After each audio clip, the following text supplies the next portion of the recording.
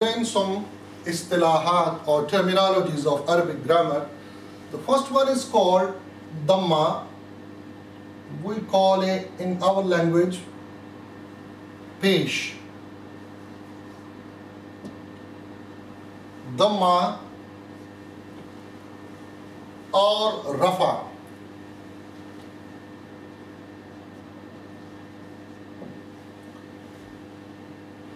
The second one is Fatha. We call it Zabar, and its other name is Nasab.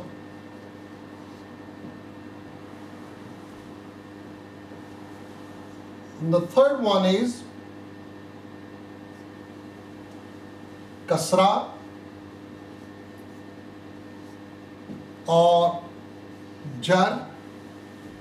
We call it Zair. So in order we can call them Dhamma, Fatha, Kasra, or Rafa, Nasab, Jar. Pesh, Zabar, Zair, Dhamma, Fatha, Kasra, or Rafa, Nasab, Jar. The next sign which we should know is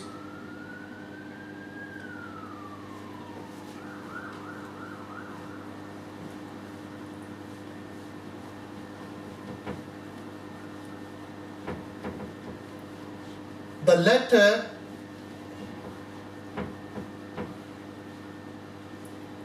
with a Dhamma. For example, this ba has Dhamma on it. We'll call this ba is Marfu from Rafa.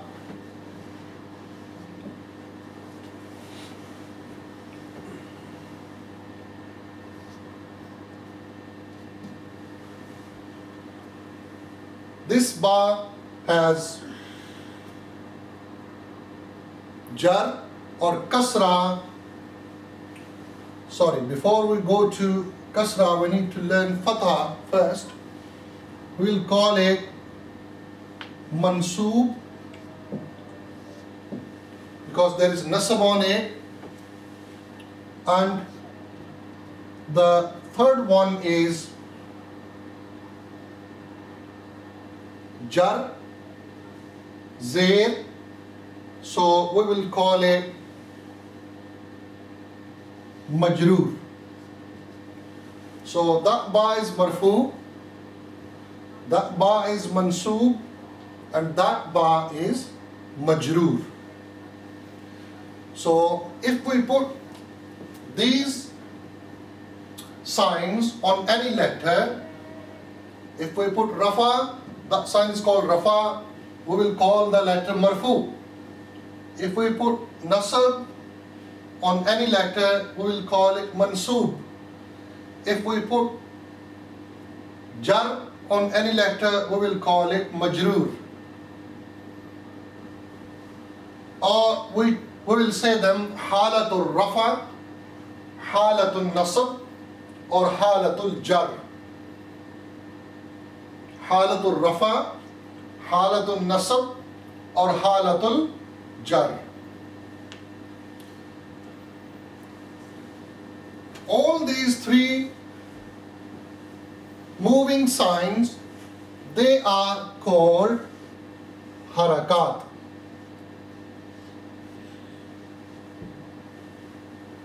Harakat is the plural of harakat, and harakat means movement. Because these three signs, they move different letters, that's why we call them harakat, and harakat means short vowels. In English, there are, some vowels, some consonants, A, E, I, O, U, they are vowels, and the rest of all letters, they are consonants. Similarly, in Arabic, there are some vowels. We will learn later on long vowels, but these three signs, Rafa, Nasab, Jar, they are short vowels. And we call them harakat as well. The next one is al-huruf al-illat.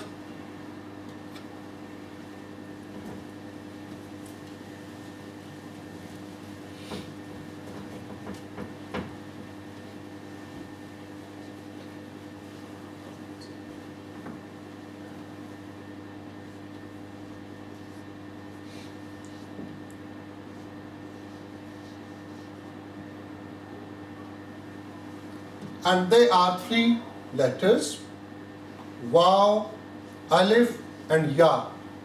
These are Arabic vowels. Three letters, and they are long vowels.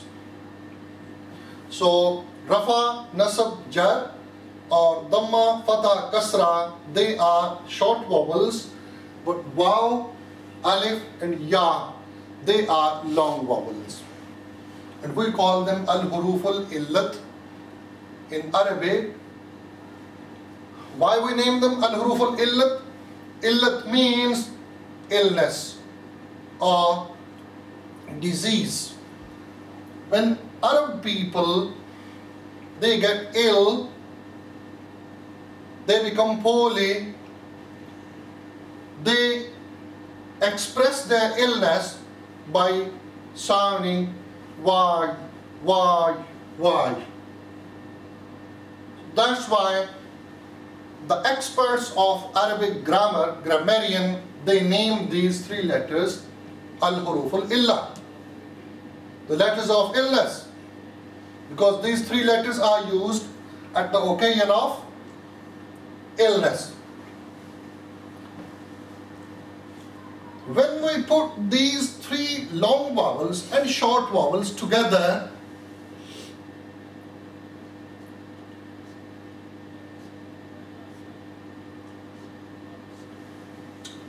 we'll call them Arab.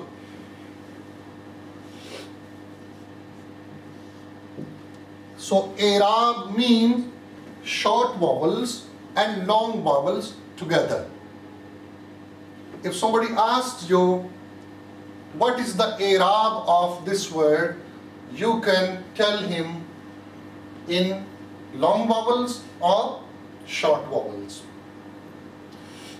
And another thing which you should remember, Waw and Dhamma, they have the same sound. Alif and Fatha, Zabar, they have the same sound. Ya and Kasra or Zayd, they have the same sound. But they are short, they are long. For example, if we say Ba Peshbu, it's short. Or if we say Ba Pesh Wa Bu, so short, long. We say Ba Fatha Alif Ba Bo. If we say Ba Fatha only, we'll say Ba Zabar Ba. Ba Ba Bu Bu and Ba Zer Bi Ba Zer Ya Bi. So short vowels and long vowels, they have the same sound. The next istilah or terminology which we should know is tanween. Tanween means two fathas, two dhammas or two kasras on the same letter. For example, if we say Ba, two fathas on it, we will say Ba, Do, Zabar, Ban. So two fathas,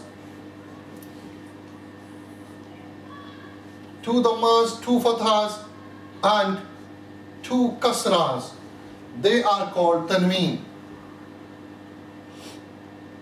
Tanween means to pronounce noon. when we pronounce these three signs, we sound like noon. For example, ba do zabar ban, n. Ba do zir bin, ba do pesh bun. So at the end of the word we sound like noon. That's why these three signs are called tanween. Means to pronounce noon. And the sign of tanween are two dhammas, two fathas, two kasras. The next terminology which we should know is sukoon.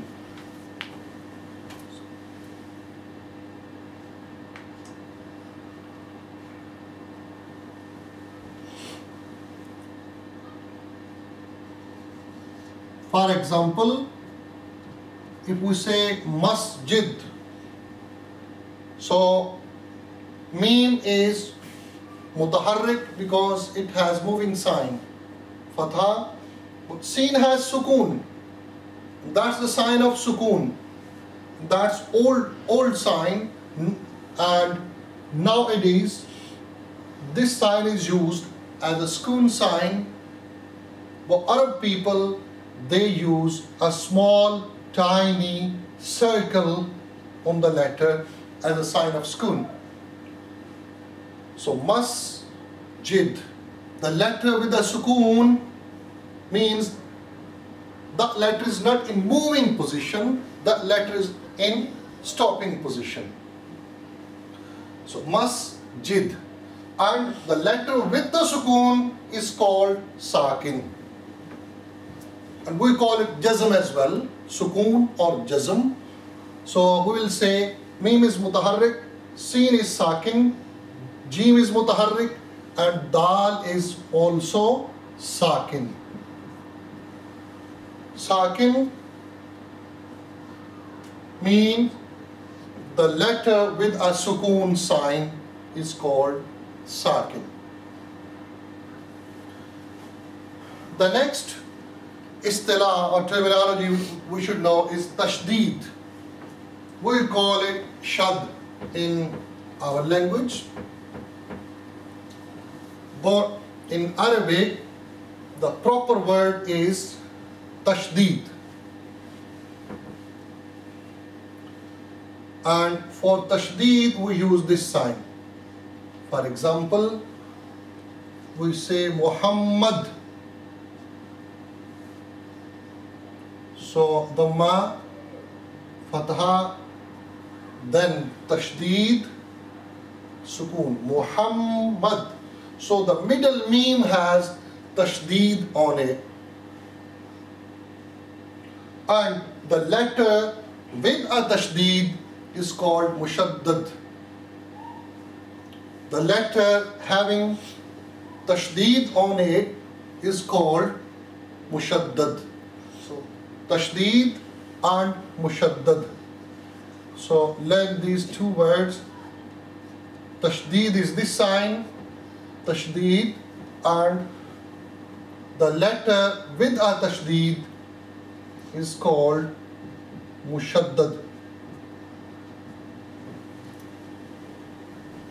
The next sign or next terminology which you should know is called amil.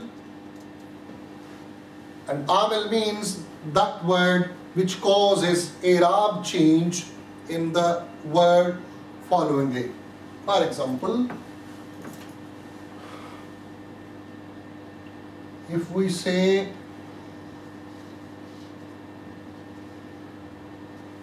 billahi or minallahi, so ba is a letter which is causing i'rab change in the next noun Allah. So ba has given kasra jar to the next noun, so that's why we're reading it billahi. So the kasra is coming because of this ba. So this ba, this letter is called amil, which is causing i'rab changes in the next noun. Similarly, min Allahi. So min is a particle which is causing i'rab changes in the next noun, min Allahi. So we can't say min Allah, we can't say min Allahu, because min always give jar to the next noun. Similarly, there are some other causative words which cause i'rab changes in verbs as well.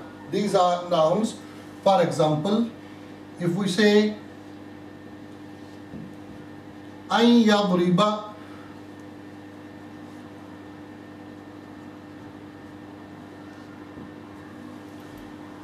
so yadriba originally was yadribu, but an is causing i'rab changes. So an is giving fatha to the next verb. It was originally yadribu, but an has given a fatha and it has become an yadriba.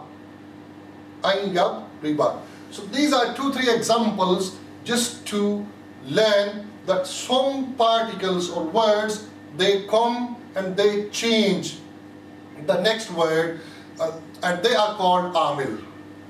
And the next word, whether that's noun or verb, is called ma'mul. Amil, ma'mul.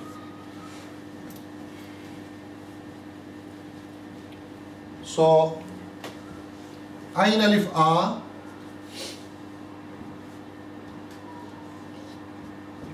means irla mil amil, and the next will be called ma'mul. Amil means the word which is causing i'rab changes, and ma'mul means the noun or verb in which i'rab change occurred is called ma'mul. So this was our first lesson in which we learned today some Arabic terminologies or al-istilahat al-arabiyya. So inshallah in the next lesson we will start Ilm-ul-sarf and Ilm-ul-nahv. I hope this lesson will be beneficial for you. May Allah grant us tawfiq to learn Arabic language, ultimately understand Quran and Hadith.